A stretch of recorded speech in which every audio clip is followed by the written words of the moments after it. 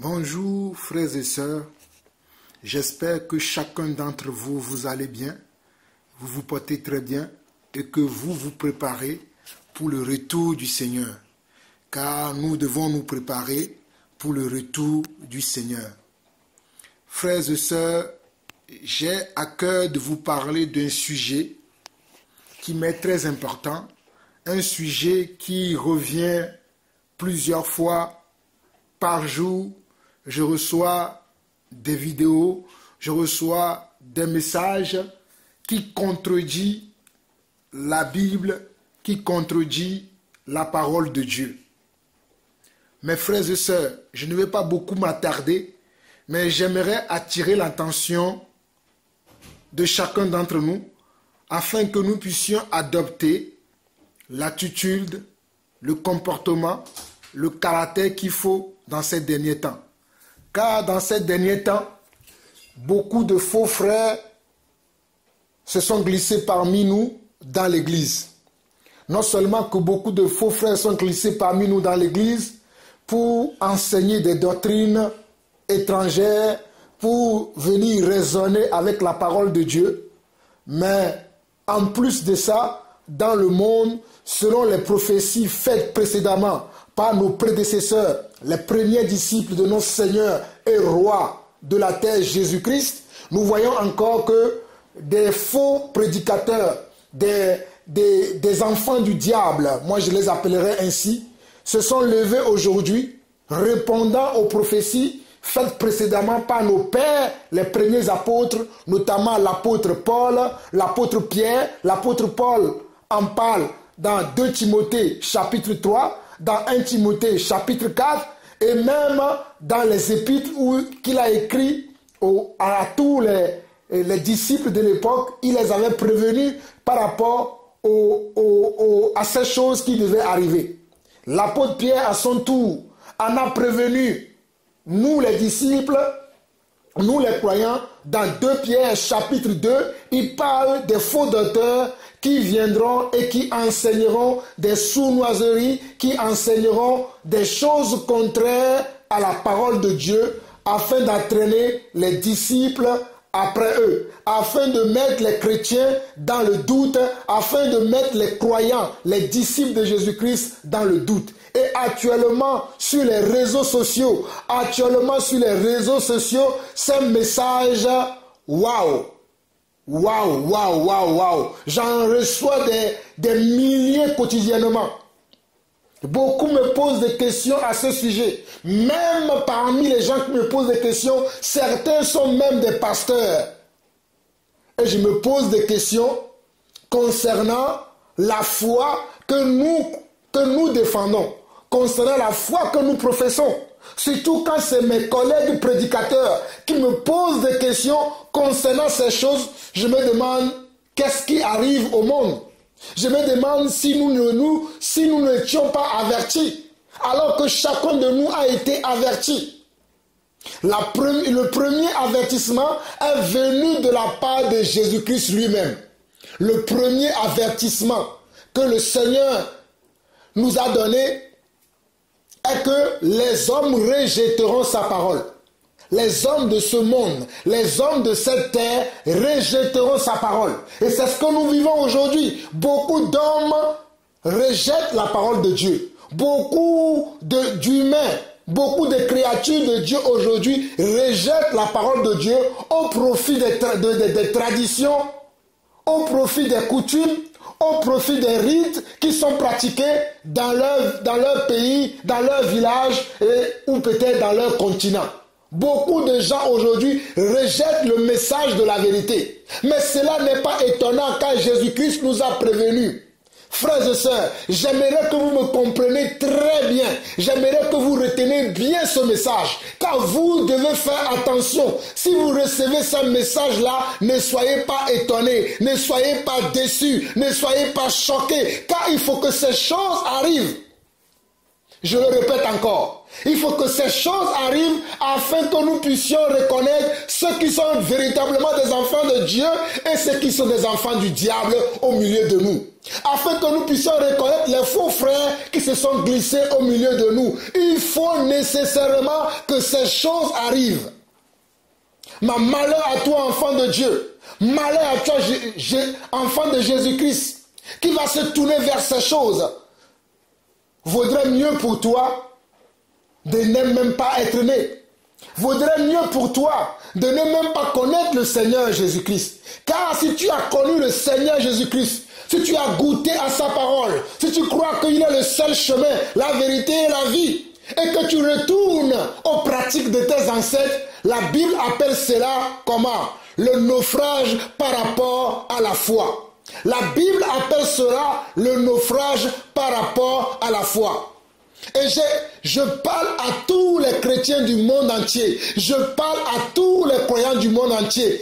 Et je parle particulièrement aux chrétiens du Togo et du Bénin. Je parle particulièrement aux chrétiens du Togo, aux croyants du Togo et du Bénin. Car actuellement, il y a un vent de faux pasteurs. Il y a un vent des enfants du diable qui s'est levé dans ces deux pays et qui commence à enseigner des faussetés concernant la Bible et concernant Jésus-Christ, Yeshua HaMashiach.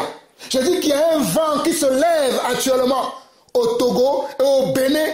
Et ce vent est aussi en Europe, est aussi en Asie, est aussi aux États-Unis et au Canada. Ce vent enseigne aujourd'hui que la Bible serait faux. Ce vent enseigne aujourd'hui que Jésus-Christ n'a jamais existé.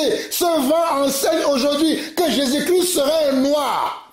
Mes frères et sœurs, nous n'avons pas besoin de connaître la couleur de peau de notre Seigneur Jésus-Christ. Nous savons simplement que le Seigneur Jésus-Christ a atterri sur la terre promise. Sur la terre promise qui est la terre d'Israël. Nous le savons que Jésus-Christ était juif, était israélien. Il n'était pas européen. Pour ceux-là qui croyaient que l'évangile vient de l'Europe, je viens vous montrer aujourd'hui que l'évangile ne vient pas de l'Europe, mais l'évangile vient de quoi? De l'Asie. Et il vient précisément d'où? Il vient de l'Israël. L'évangile vient de l'Israël. L'évangile ne vient pas de l'Europe. L'évangile ne vient pas de l'Afrique. L'évangile ne vient pas des États-Unis ni du Canada. L'évangile vient de l'Israël. Jésus-Christ est né où? Jésus-Christ, effectivement, il est né en Égypte parce que selon la prophétie faite à son sujet, il fallait qu'il quitte Israël pour sa vie, pour aller se réfugier en Égypte. Et après, il est revenu pour montrer comment nous devons le suivre, comment nous devons marcher selon sa parole. Pour nous le montrer, il a démontré en Israël. Il l'a démontré en Israël. Et Jésus-Christ nous a prévenu que dans les derniers jours, dans les temps de la fin, les hommes n'accepteront pas sa parole. Ce n'est pas aujourd'hui que cela commence à arriver. Depuis des siècles et des siècles, depuis des années et des années, depuis des millénaires d'années, les hommes ont été toujours rebelles à la parole de Dieu. Oh mes frères et sœurs, je peux vous l'assurer, depuis des millénaires d'années, depuis des centaines et des centaines et des centaines d'années, les hommes ont été rebelles à la parole de Dieu. Mais toi qui m'entends aujourd'hui, je veux te dire que Jésus-Christ est le seul chemin, la vérité et la vie. La Bible contient les vérités. La Bible est le socle de la vérité. Aujourd'hui même, nous voyons que même aux États-Unis, le président Donald Trump veulent remettre l'étude de la Bible dans les écoles. L'étude de la Bible même à la Maison Blanche. Si ce livre n'a pas quelque chose de mystérieux, pourquoi ce grand dirigeant du monde auquel tous les hommes de ce monde ont peur, puisse instaurer ce genre de choses? Mais c'est encore peu de choses pour moi, ces choses. C'est encore peu de choses pour moi, ces choses. Mais ce que j'aimerais que vous compreniez, que vous reteniez, ce n'est pas que les hommes qui ont eu la méchanceté dans le cœur, comme la Bible nous le montre aussi, selon le prophète Jérémie, que le cœur de l'homme est tortueux. Le cœur de l'homme est rempli de méchanceté. Le cœur de l'homme est rempli de malice. Pourquoi aujourd'hui vous vous détournez de la Bible qui est la vérité? Pourquoi aujourd'hui vous vous détournez de Jésus-Christ qui est le seul chemin, la vérité et la vie? Pourquoi, mes frères et sœurs? Pourquoi, Église de Dieu? Pourquoi, croyants du monde entier? Pourquoi, croyants du Togo et du Bénin? Je vous assure que Jésus-Christ est le seul chemin, la vérité et la vie. Je peux vous l'assurer, mes frères et sœurs. Je peux vous l'assurer que Jésus-Christ est le seul chemin, la vérité et la vie. Ne croyez pas à ce message où vous voyez les gens insulter notre Seigneur, l'injurier, dire que la Bible ne serait qu'un livre inventé, dire que la Bible ne serait qu'un livre falsifié, dire que la Bible ne serait qu'un livre rempli de mensonges. Pour comment? Pour assujettir nous, la race noire de la terre, nous, la race noire du monde entier. La Bible n'est pas uniquement pour les noirs. La Bible, la parole de Dieu, n'est pas uniquement pour les noirs. La Bible est arrivée dans le monde par Dieu. C'est Dieu qui a voulu que nous connaissions sa volonté. Et c'est lui qui a créé la Bible au travers des hommes qu'il a utilisés. Et la Bible ne serait pas née ni en Europe, ni aux États-Unis, ni en Océanie, ni dans les autres continents, mais le seul continent où la Bible est née, mais pas dans tous les pays de ce continent-là, c'est en Asie, et la Bible serait née où? En Israël. La Bible est née en Israël. Quand je dis que la Bible est née en Israël, cela veut dire que tous les messages qui sont dans la Bible proviennent de l'Israël.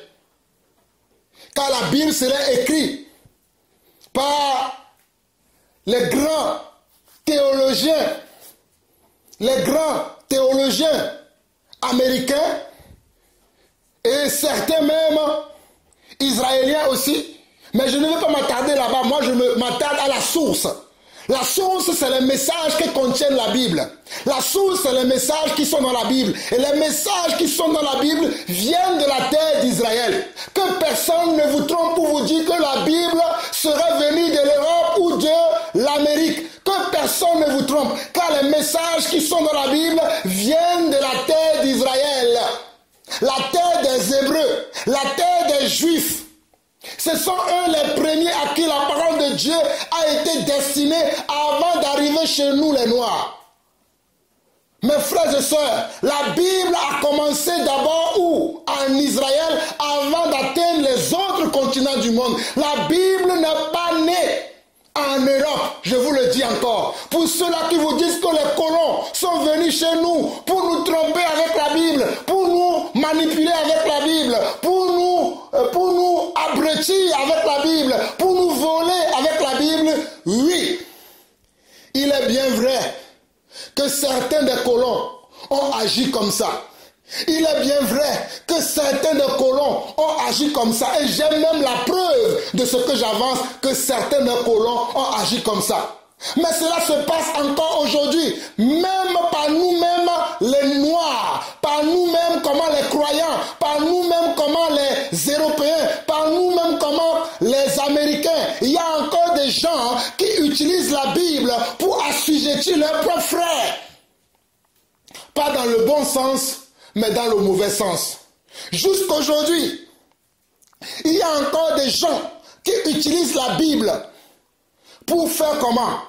Pour abrutir, pour égorger, pour voler, pour tricher, pour manipuler, pour faire toutes sortes de méchanceté. Mais est-ce pour cette raison-là que nous allons commencer à dire que la Bible serait un livre faux?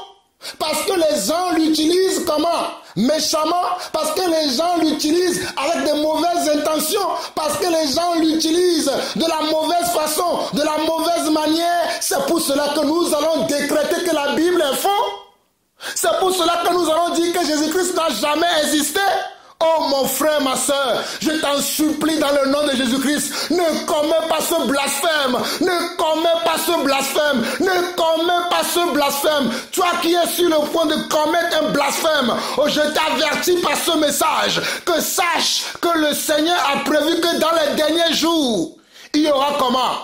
Les fanfarons, les hautains, les blasphémateurs, les irréligieux, les parricides. La Bible en a prédit ça. Ce livre a prédit ça. Ce livre a parlé que dans les derniers jours, nous verrons ces choses, que les hommes deviendront des orgueilleux, des fanfarons, des hautains, des blasphémateurs. Tu n'as qu'à lire dans la Bible 1 Timothée chapitre 4, 2 Timothée chapitre 3, 2 Pierre chapitre 2, pour ne citer que cela, et tu sauras que ce que je t'annonce aujourd'hui n'est pas une nouveauté, mais que le Seigneur nous a préparé afin que nous ne tombions pas dans ce piège-là. Mais je reçois des tonnes de messages quotidiennement, venant même des frères qui sont tourmentés à cause de ces messages-là, où on est là à dire que Jésus-Christ n'a jamais existé. Quel blasphème! Il est le commencement et la fin. Il est l'alpha et l'oméga. Oh mon Dieu Jésus-Christ, mon Seigneur Jésus-Christ, ma vie, ma respiration. Oh, il est tout pour moi. Il a bel et bien existé. Il est le sauveur du monde. Il est le sauveur de l'humanité. Et il reviendra bientôt encore pour sauver les siens. Vous écoutez bel et bien la voix de Jean-Paul Lawson. Je crois que Jésus-Christ est le chemin. Il est la vérité et la vie. Il m'a sauvé, il m'a délivré, il m'a libéré. C'est lui qui renouvelle mes forces tous les jours. C'est lui qui me soutient tous les jours. Il a été là depuis ma naissance et il sera là encore lorsque je mourrai. Il était là avant moi. Il était là avant moi, avant mes ancêtres, même avant la fondation du monde, il était là, car sa parole nous le demande. Dans Jean chapitre 1, au commencement était la parole était avec Dieu, et la parole était Dieu, alléluia. Et cette parole s'est fait chair, selon ce chapitre de l'apôtre Jean chapitre 1, le verset 14. Et elle a habité au milieu des siens, pleine de grâce, et les siens ne l'ont pas reconnue. Mes frères, les siens, c'est nous les hommes. Les siens, c'est nous les hommes. Nous ne l'avons pas reconnu comme le seul vrai Dieu, le seul souverain, le seul roi de la terre, celui qui a la clé de la vie et la clé de la mort entre ses mains. C'est lui. Ce n'est pas un homme. Ce n'est pas un ancêtre quelconque, ce n'est pas une tradition quelconque, mais c'est lui le seul vrai Dieu de la terre, c'est lui le seul roi de la terre, c'est lui qui fait trembler le monde entier. Regardez encore aujourd'hui, ce nom Jésus-Christ fait trembler le monde entier. Ce nom fait trembler le monde entier aujourd'hui.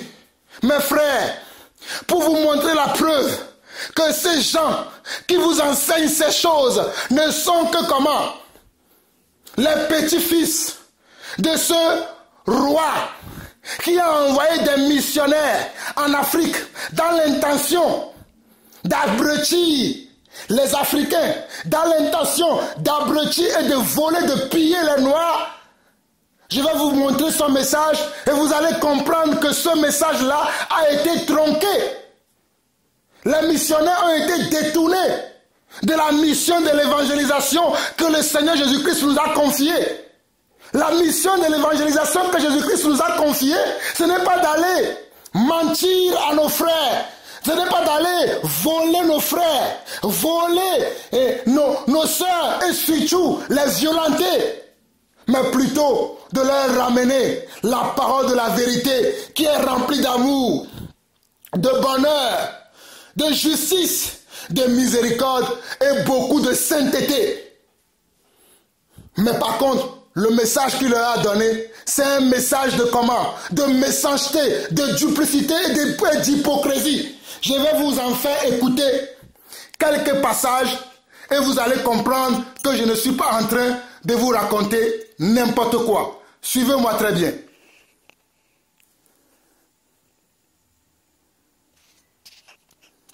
Blanc dans cette patrie. Révérend Père, pasteur et chers compatriotes, soyez les bienvenus dans notre grande patrie du Congo belge. La tâche tâche qui vous est confiée de remplir est très délicate et demande beaucoup de tact. Prêtres et pasteurs, vous venez certes pour évangéliser. Mais cette évangélisation s'inspire de notre grand principe, avant tout, les intérêts de la métropole. Le but essentiel de votre mission n'est point d'apprendre aux Noirs à connaître Dieu. Regardez bien le message de ce roi de la Belgique qui s'appelait Léopold II à son époque, qui avait envoyé certains types de missionnaires au Congo dans le but d'évangéliser, mais il le dit lui-même.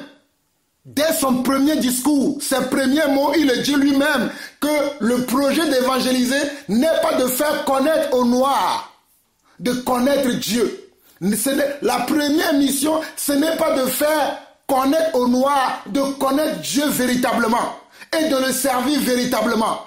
Mais la mission pour laquelle il avait envoyé ses missionnaires, c'était pour piller les Noirs. Il a utilisé simplement la Bible, il a utilisé simplement l'évangélisation. J'évangélise beaucoup aujourd'hui, mais qui j'ai déjà pillé avec l'évangile? Qui j'ai déjà volé avec l'évangile? Qui j'ai déjà violenté avec l'évangile? Que la personne se lève et dit que Jean-Paul Lawson est venu chez moi et il m'a violenté avec l'évangile. L'évangile n'a jamais été pour voler, pour tuer, pour tricher, mais l'évangile est là pour réveiller les consciences. Vous voyez très bien qu'il le dit lui-même que cette campagne d'évangélisation sera pour servir les intérêts de son royaume à lui. Le royaume de comment? De la Belgique, et non le royaume de Dieu qui est au ciel, et non le royaume de Jésus-Christ qui est au ciel. L'évangile que lui il a envoyé, ce n'est pas pour servir le royaume des cieux, mais c'est pour servir le royaume de comment? De la Belgique. Ça n'a rien à voir avec le vrai évangile.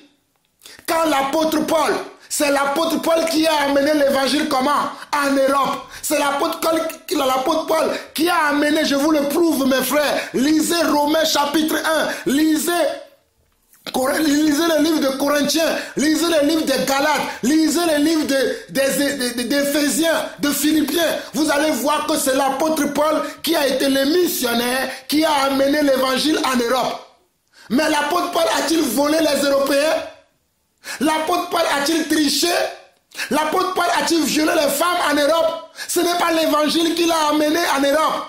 Ce n'est pas l'évangile que les apôtres ont amené en Europe. Ce sont les Européens qui ont tronqué l'évangile eux-mêmes pour servir leurs intérêts. Ce sont les Européens eux-mêmes qui ont détourné l'évangile. Comme beaucoup de faux pasteurs, beaucoup de fausses églises le font aujourd'hui pour servir leurs propres intérêts. Non, nous allons mettre ça sur le compte de Dieu. Parce que les hommes décident eux-mêmes de servir leurs propres intérêts que de servir Dieu. Nous allons mettre ça dans le compte de Dieu. Malheur à toi qui croit à ces messages-là et qui ne croit plus au message de la vérité. Je vous remets la vidéo, suivez-la très bien et après je vais la commenter pour vous éclairer afin que vous sortiez de tous ces mensonges qui pilulent aujourd'hui sur le net. Belge. La tâche qui vous est confiée de remplir est très délicate et demande beaucoup de tact. Prêtres et pasteurs, vous venez certes pour évangéliser, mais cette évangélisation s'inspire de notre grand principe, avant tout, les intérêts de la métropole. Le but essentiel de votre mission n'est point d'apprendre aux Noirs à connaître Dieu. Ils le connaissent déjà depuis leurs ancêtres. Ils prient et se soumettent à Nzambi Mpunu, que je sache, et aussi à Nzambi Mawezi. Ils savent que tuer, voler, coucher avec la femme d'autrui, calomnier, insulter est mauvais. Ayons le courage de l'avouer, vous ne venez pas leur apprendre ce qu'ils savent déjà. Votre rôle est essentiellement de faciliter les administrateurs et les industriels, c'est-à-dire que vous interpréterez l'évangile de la façon qui sert le mieux vos intérêts dans cette partie du monde. Vous avez bien écouté le roi de Congo belge, qui est Léopold II, a dit que vous devez interpréter.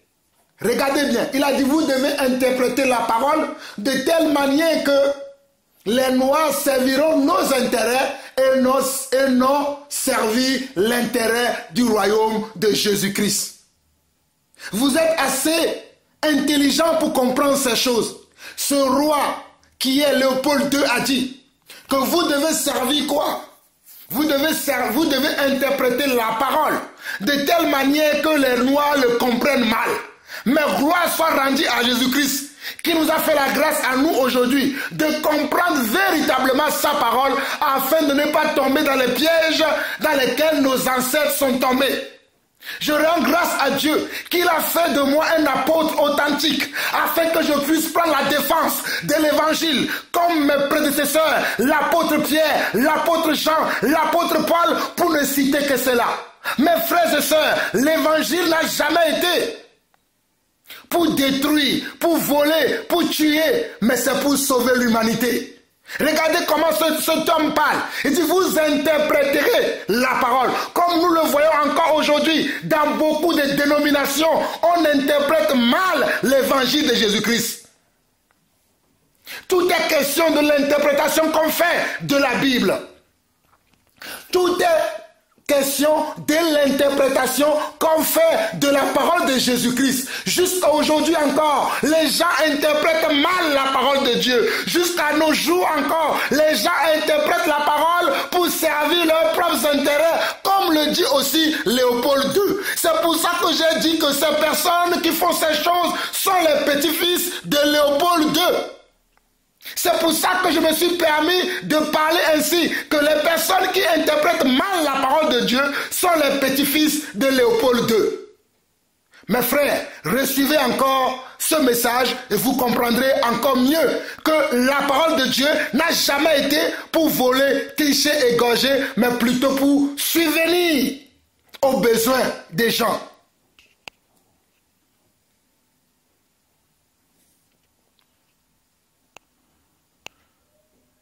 Leurs ancêtres, ils prient et se soumettent à Nzambi Mpono, que je sache, et aussi à Nzambi Mawezi. Ils savent que tuer, voler, coucher avec la femme d'autrui, calomnier, insulter est mauvais.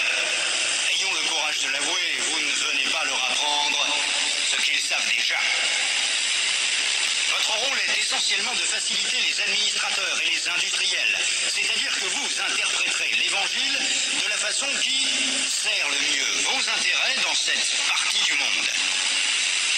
Pour ce faire, vous veillerez entre autres à désintéresser nos sauvages noirs des richesses dont regorge leur sous-sol, afin d'éviter qu'ils s'y intéressent ou qu'ils nous fassent une concurrence meurtrière, rêvant un jour à nous déloger de cette partie avant que nous ne nous enrichissions. Votre connaissance de l'Évangile vous permettra de trouver des textes qui recommandent et qui font aimer la pauvreté. Par exemple, heureux les pauvres, car le royaume des cieux leur appartient. Il est plus difficile pour un riche d'entrer au ciel qu'à un chameau de passer par le trou d'une aiguille, etc. Vous ferez donc tout pour que les nègres aient peur de s'enrichir pour mieux mériter le ciel. Les soutenir petit à petit pour qu'ils ne se révoltent jamais un jour. Les industriels et les administratifs seront obligés de se conformer à ce que je vous recommanderai, à vous prêtres et pasteurs blancs, de temps en temps, pour vous faire craindre, de peur de courir à la violence, injurier, battre. Il ne faudra pas que les nègres ripostent ou se nourrissent de vengeance. Pour cela, vous leur renseignerez par tous les moyens et vous insisterez pour qu'ils suivent l'exemple de tous les saints qui ont tendu les joues, qui ont pardonné les offenses, qui ont reçu les crachats et les insultes sans tressaillir. Il faudra les décourager et les détacher de tout ce qui pourrait leur donner le courage de nous affronter.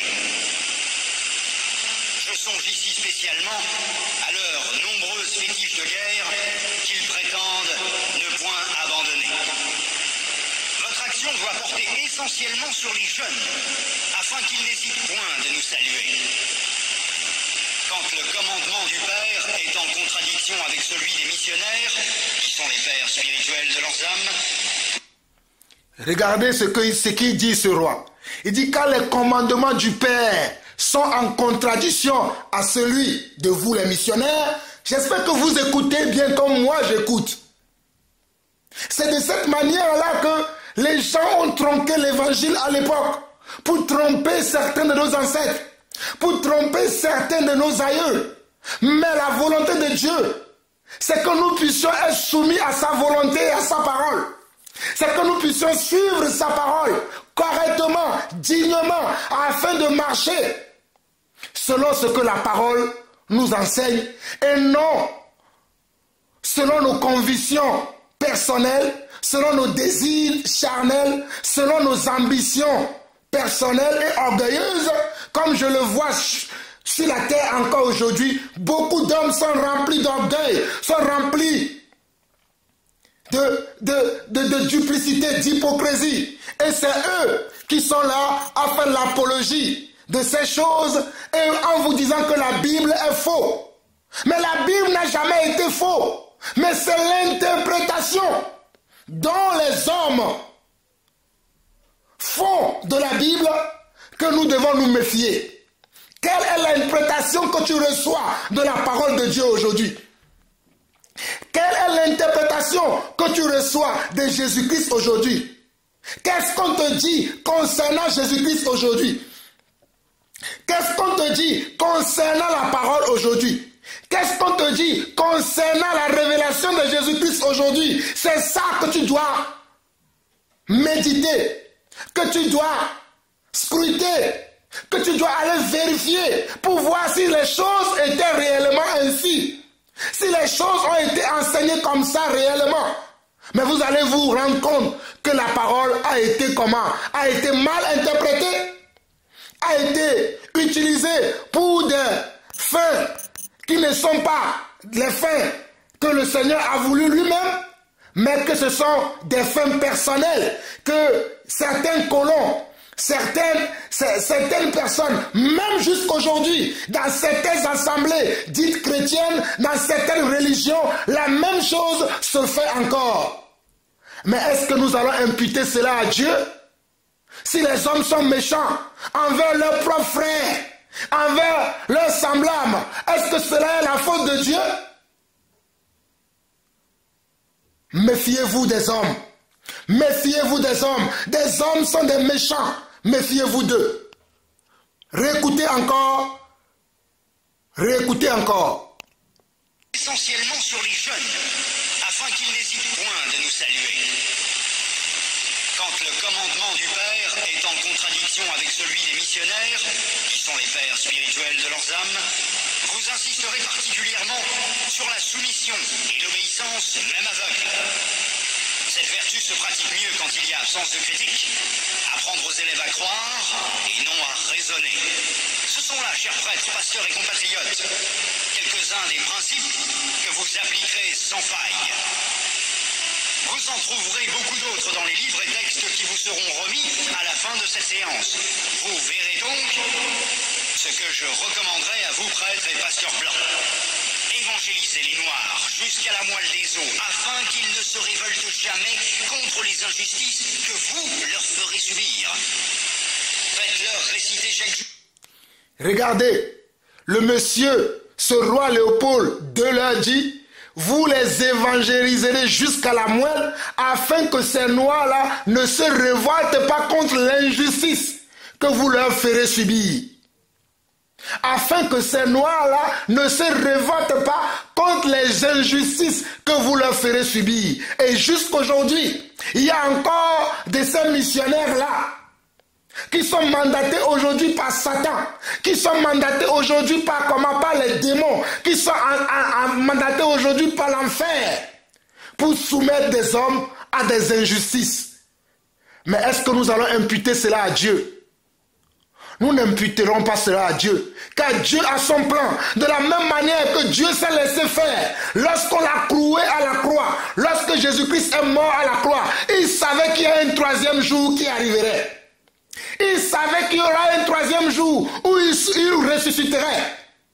De la même manière, quand les hommes font leur méchanceté sur la terre aujourd'hui, Dieu a prévu un jour où il punira tous ces hommes qui font la méchanceté, qui utilisent la parole, sa parole, en mauvais escient, Dieu a prévu un jour puis les punir.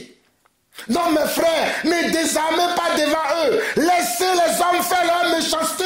Qu'ils continuent à pratiquer les injustices. Qu'ils continuent à violer, à mentir, à torturer, à égorger, à manipuler les gens à leur guise. Mais il y a un jour que mon Dieu Jésus-Christ, Yeshua HaMashiach, a prévu pour rendre à chacun selon ses œuvres.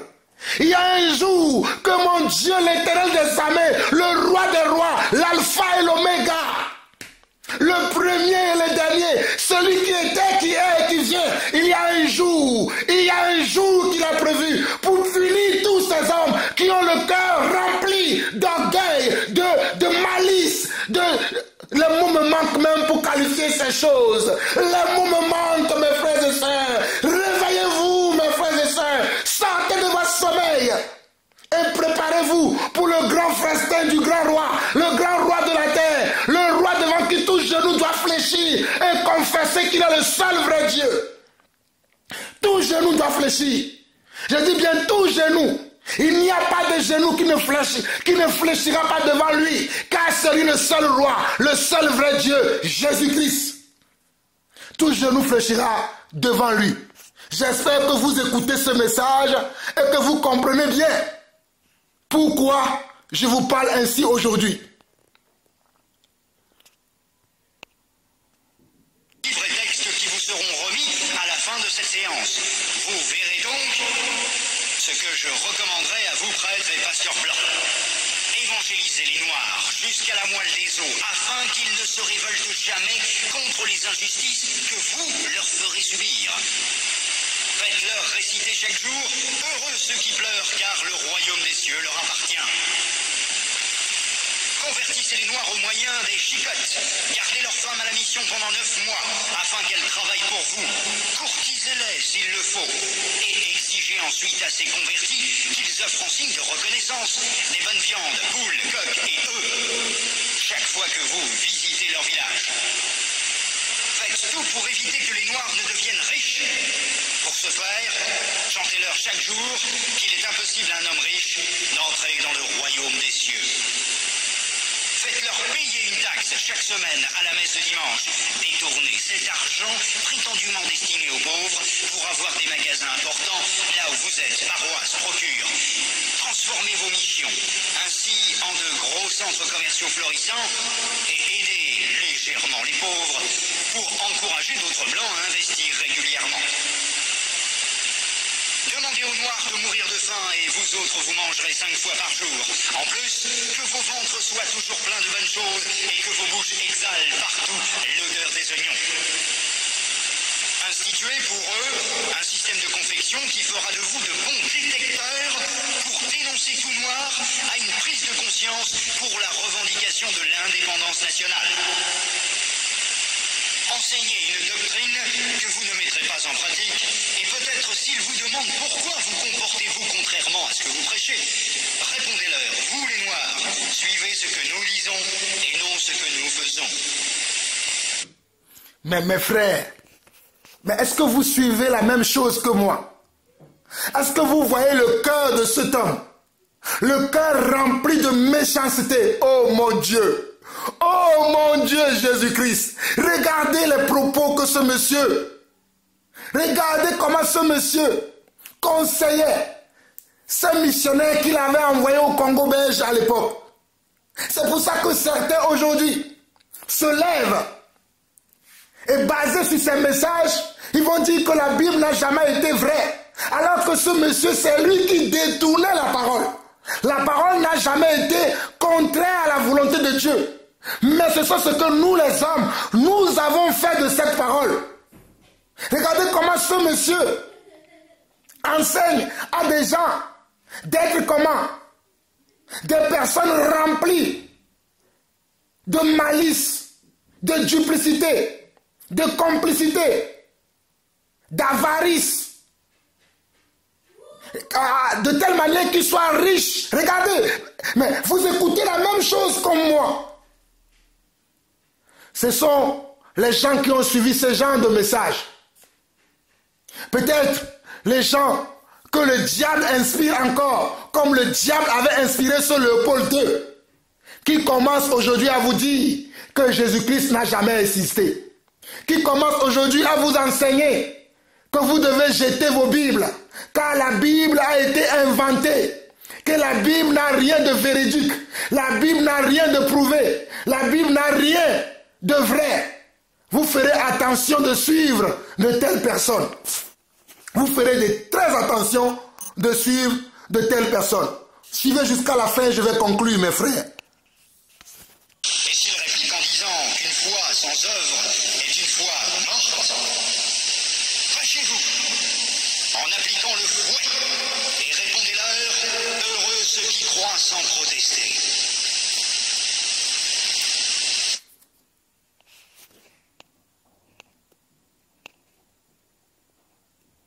Vous suivez la même chose que moi? Que les statuettes que vous gardez chez vous sont l'œuvre de Satan.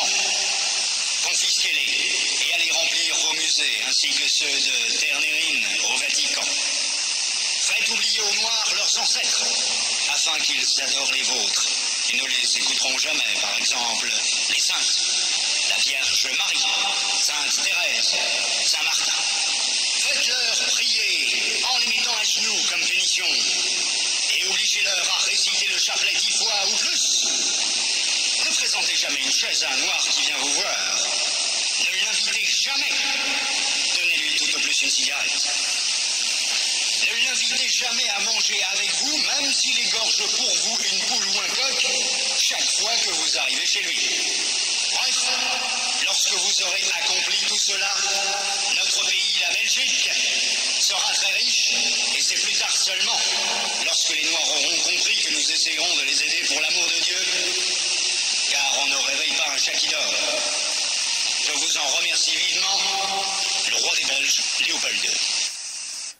Mes frères et sœurs, j'espère que vous avez suivi avec moi ce roi de la Belgique qui a détruit nos ancêtres par la malicité, la méchanceté qu'il avait dans son cœur. Il a enseigné des choses à ces missionnaires qu'il a envoyés, des choses qui ne sont pas vraies. Mais mes frères, je vais vous dire une vérité avant de conclure. Nos ancêtres priaient des statuettes, avaient des dieux étrangers. Cela ne vient pas de Dieu. Parce que nous ne devons pas nous agenouiller devant les statuettes, devant les dieux étrangers. Si ces missionnaires avaient à cœur de faire le vrai, ou bien de faire le vrai travail qui leur était destiné, ou bien d'amener la vraie foi, comme Paul, ou comme les apôtres ont amené l'évangile en Europe, ils leur auraient transmis la vraie foi, qui consiste à n'avoir qu'un seul Dieu. L'honorer, le craindre, le prier, et dépendre de lui quotidiennement. Être vrai, et non être hypocrite. Être comment dans la sainteté, dans la sanctification. Marcher selon sa parole. Croire à sa parole. Croire à sa vérité. Car il est le seul chemin, la vérité et la vie. Mais, comme ils ont tronqué la parole, comme ils destinaient leur évangélisation à remplir leur compte, à gagner leur compte, à gagner leur pays, ils ne peuvent que transformer la parole de la manière dont ils pouvaient l'utiliser pour en récolter les fruits que eux-mêmes ils estimaient pour pouvoir être riches. Donc vous voyez que la parole a été détournée. L'évangile a été détourné. Donc ce n'est pas Dieu qui a dit à cet homme-là de détourner sa parole. Mais c'est lui-même qui a détourné la parole. Lui-même inspiré par qui? Inspiré par le diable, bien sûr. Car le diable cherche toujours des hommes qu'il va utiliser sur la terre. Comme ceux-là qu'il utilise aujourd'hui. Comme chez nous au Togo, à Ménion Moïse. Comme au Bénin. Comme au Bénin, il utilise cette dame qui se fait appeler Dieu au Bénin. Je ne veux même pas citer leur nom. Vous les connaissez tous.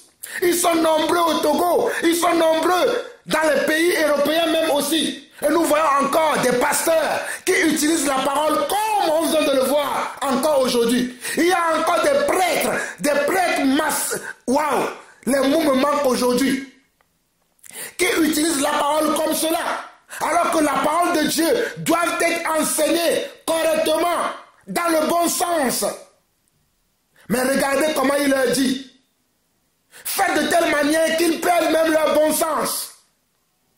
Mais ce qu'il dit, mais c'est bien, quand Jésus-Christ a dit, heureux les pauvres, car ils hériteront le royaume de Dieu.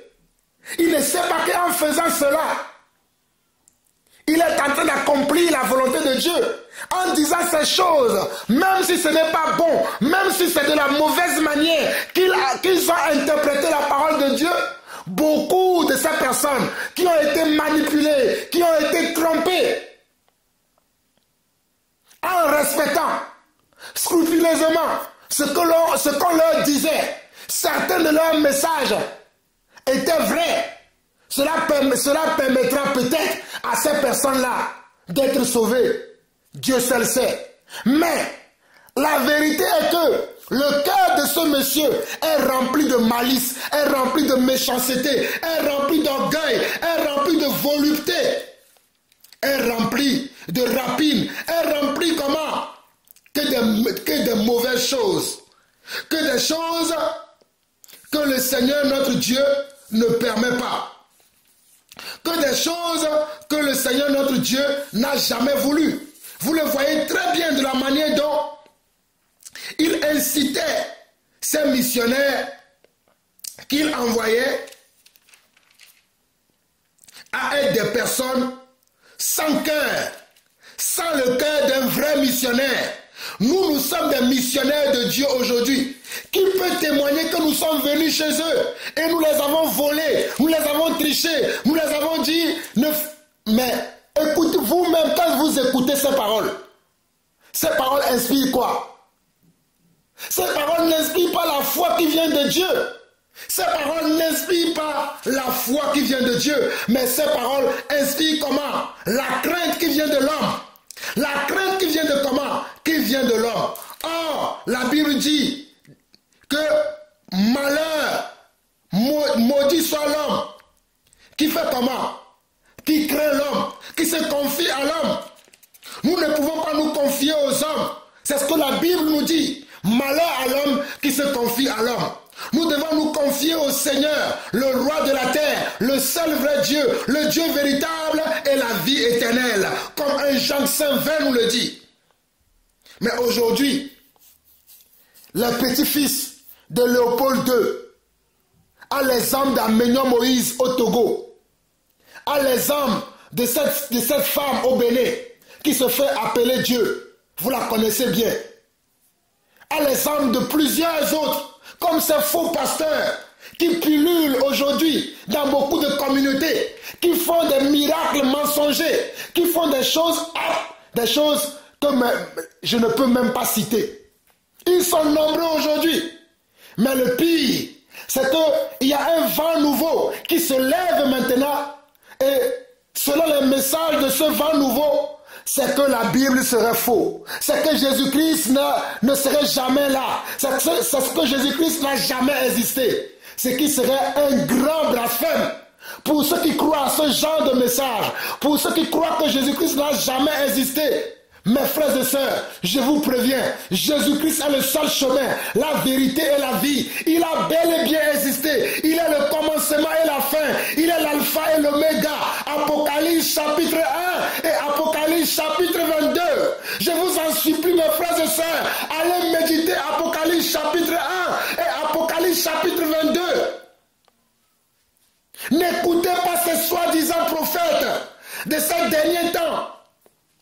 N'écoutez pas ces soi-disant personnes qui vous disent que nous allons retourner aux pratiques de nos ancêtres. Les pratiques de nos ancêtres ne consistaient pas à glorifier le Dieu, l'Éternel des armées, le roi des rois, le seul vrai Dieu, le seul Adonai. Car nos ancêtres priaient comment? Des statues. Priaient comment? Le soleil, la lune, les arbres, les animaux. Mais le vrai Dieu que nous devons prier, c'est lui qui est venu en chair dans le monde. Il s'appelle Yeshua Mashiach. Il est venu en chair dans le monde. Il est venu en chair dans le monde. Il est venu en chair dans le monde. Oh, Jésus-Christ est venu en chair. Les hommes l'ont entendu parler. Les hommes l'ont vu à Galilée. Ils l'ont vu à Galilée. Le Dieu, ils l'ont vu en Galilée. Ils l'ont vu à Jérusalem. Ils l'ont vu à Gethsemane. Ils l'ont vu dans le jardin de Gethsemane. Ils l'ont vu sur la terre de nos ancêtres. Oh, alléluia, en Israël. Ils l'ont vu en Israël, ce Dieu, Yeshua Mashiach, Jésus-Christ. Nos ancêtres l'ont vu à Jérusalem. Il a marché parmi les hommes. Il a enseigné tous les jours dans les synagogues, dans les temples, dans les rues de Jérusalem, dans les quartiers, les villages, les coins reculés de Jérusalem. Il a enseigné là-bas. Il est le Dieu véritable. Et il revient bientôt. Je vous préviens, refusez ce message qui viennent vous annoncer que la Bible n'est pas vraie, que Jésus-Christ n'a jamais existé. Quand vous les recevez, supprimez-les, ne les lisez pas. Quand vous recevez ce type de message, supprimez-les, ne les lisez pas. Ce sont les envoyés des diables, ce sont les rebelles qui envoient ce genre de message pour vous comment? Pour vous sortir de la foi, pour vous enlever dans le royaume de Dieu. Ils veulent que vous soyez dans le doute, ils veulent que vous soyez dans la peur, ils veulent que vous soyez comment? Sans connaissance, sans la vraie connaissance.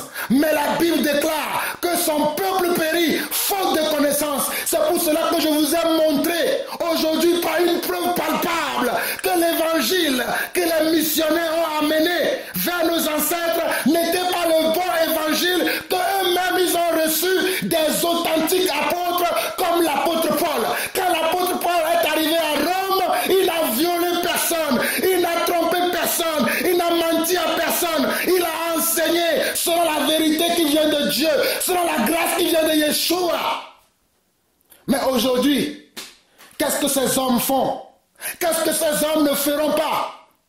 Ah, les hommes d'Amenion Moïse, qui a même déchiré la Bible, qui a même dit que la Bible ne sert à rien, il a piétiné avec ses pieds. Oh, malheur à cet homme, malheur à cet homme, malheur à cet homme qui a dit que Jésus-Christ n'a jamais existé, que c'est un démon.